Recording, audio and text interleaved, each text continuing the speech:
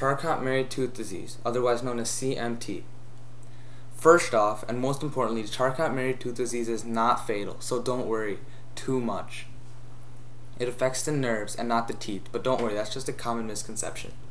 The symptoms are first visible in your feet, and the symptoms include high foot arches or hammer toes, but we'll get to that later.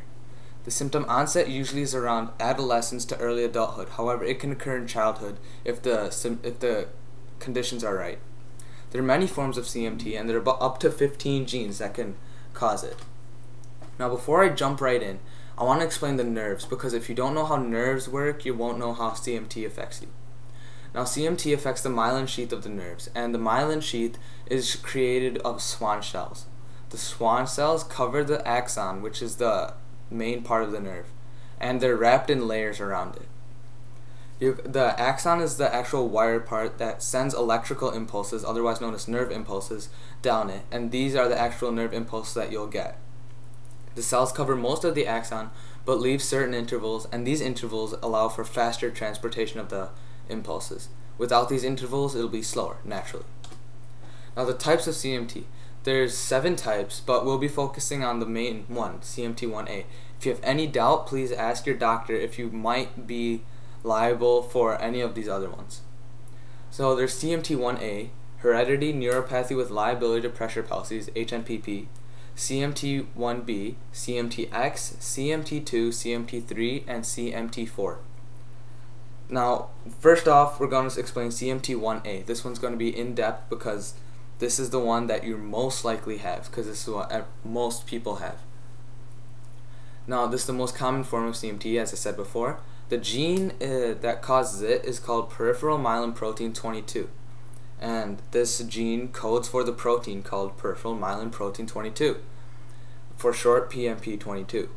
And this protein creates part of the myelin sheath around the nerve. So if the gene is mutated, then the myelin sheath will be damaged, and if the myelin sheath is damaged, the nerves are damaged, and if the nerves are damaged, it can result in several problems. In CMT1A, PMP22 is duplicated so that there are only 3 copies of PMP22 instead of the normal 2. This is an insertion of a gene which results in a frame shift. And you can see in this picture, this is the 17th chromosome, and the location of PMP22 is highlighted. Now we'll just brush through the next ones. This is HNPP. It's a deletion of PMP22, and there's slightly separate symptoms, including weakness after compression of a pressure point, which includes an elbow and knee. Remember, if you have any doubts, if you have this, ask your doctor. Same with the next ones, such as CMT1B, CMT2, CMT3.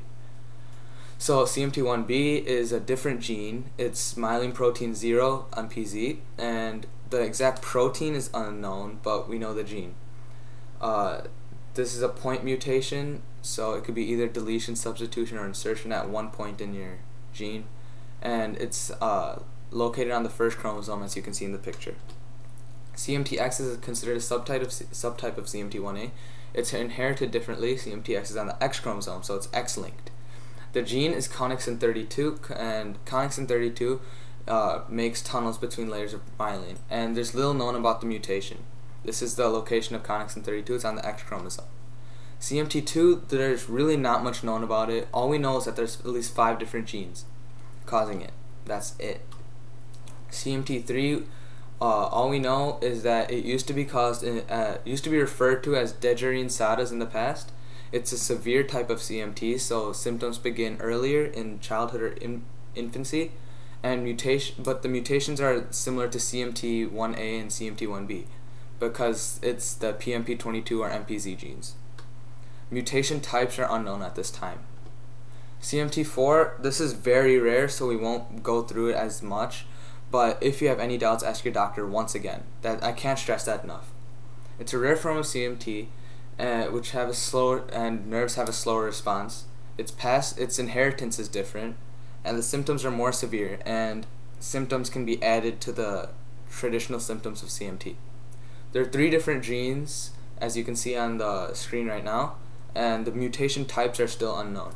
If you want more information on this, ask your doctor or visit a website, which I'll tell you shortly. So symptoms of CMT are weakness in the legs, ankles, and feet, which result in loss of muscle there. And this loss of muscle results in a lessened ability to run. But that doesn't mean you can't run. High foot arches and curled toes are what I mentioned at the beginning, and these are the more visible signs of CMT. Foot drop means your foot just hangs limp more often than not, and you can't lift it that easily. Frequent tripping because of the slower nerve impulses. Decreased sensation and possible numbing in the feet and legs is also a symptom. Now, there's no cure for CMT, but remember, it's not fatal, so it's okay. And also, there's several ways to treat it that can make your life easy, including physical therapy, orthopedic devices, occupational therapy, and corrective foot surgery. And the foot surgery will just make your foot, if you have a high arch or hammer toes, it'll make it like a normal foot so that it's easier to walk and it's easier to perform daily tasks.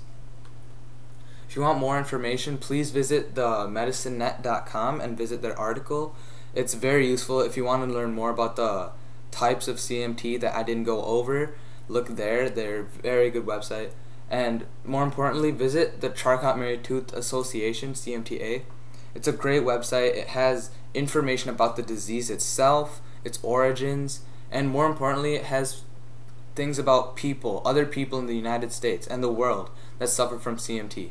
People that suffer from CMT. See people that have a kid that suffers from CMT.